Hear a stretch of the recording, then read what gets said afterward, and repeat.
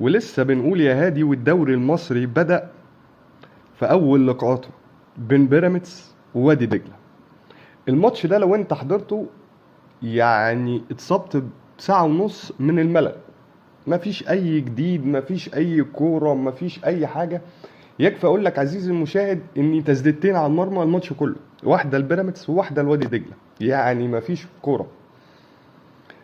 واللي أبرز اللقاء كان طرد وليد الكارتي في الدقيقة 17، ومن ساعتها ونادي بيراميدز نايم ورا، بيلعب كورته الدفاعيه، مفيش تحضير، مفيش هجمات، اعتماد على الكره الطوليه اللي بلا اي قيمه ولا بلا اي فائده. لو حاجه ظهرت في الماتش ده في افتتاحيه الدوري المصري هي ان بيراميدز لسه ما بداش الدوري، بيراميدز لسه ما جاش، بيراميدز لسه ما عملش اي حاجه.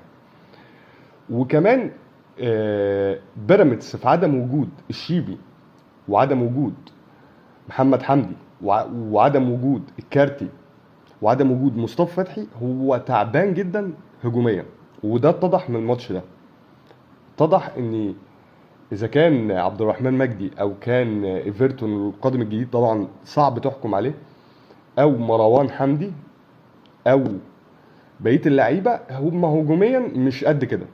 الاربعه اللي انا ذكرتهم هم